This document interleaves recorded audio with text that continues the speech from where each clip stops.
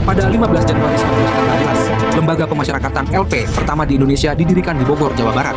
Lembaga ini dibangun sebagai bagian dari sistem kolonial Belanda untuk mengelola narapidana dan menjadi salah satu cikal bakal sistem pemasyarakatan Indonesia.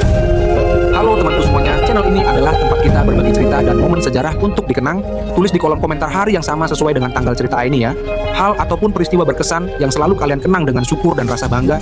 Jangan lupa untuk like, share, dan sebanyak-banyaknya agar kita terus bisa berbagi sejarah dan inspirasi.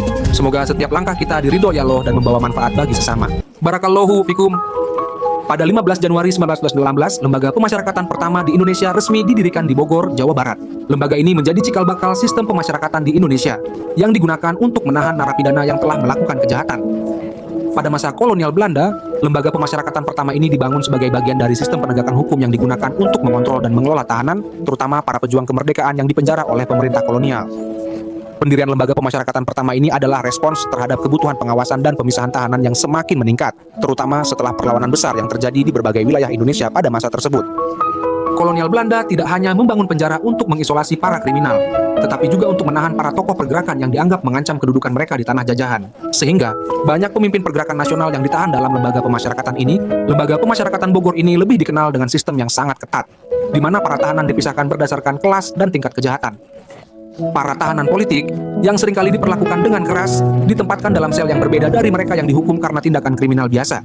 Penjara ini juga digunakan untuk menghukum dan mengendalikan orang-orang yang dianggap berbahaya bagi kekuasaan kolonial, termasuk para tokoh nasionalis yang kemudian dikenal sebagai pahlawan kemerdekaan. Dengan sistem pemasyarakatan yang sangat keras dan ketat, lembaga ini hanya mampu menampung tahanan dalam jumlah terbatas. Namun, meskipun tidak memiliki fasilitas yang memadai, penjara ini memberikan dampak besar bagi perkembangan sistem pemasyarakatan di Indonesia setelah kemerdekaan. Lembaga ini menjadi contoh bagi pembangunan penjara-penjara berikutnya di seluruh Indonesia. Setelah Indonesia merdeka pada 17 Agustus 1945, lembaga pemasyarakatan ini tetap berfungsi, meskipun di bawah pemerintahan Indonesia yang baru. Banyak dari lembaga pemasyarakatan yang dibangun setelah kemerdekaan, serta peraturan yang diterapkan di penjara, merupakan transformasi dari sistem yang telah ada di masa kolonial.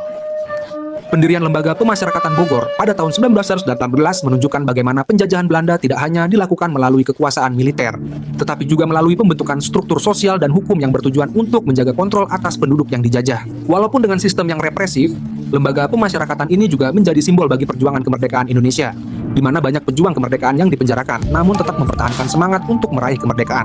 Lembaga Pemasyarakatan pertama ini menjadi sebuah titik awal bagi transformasi pemasyarakatan di Indonesia.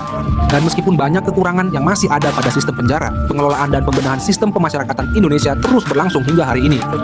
Sumber cerita Kompas, Sejarah Lembaga Pemasyarakatan di Indonesia. Sumber cerita Tempo, Pemasyarakatan di Indonesia.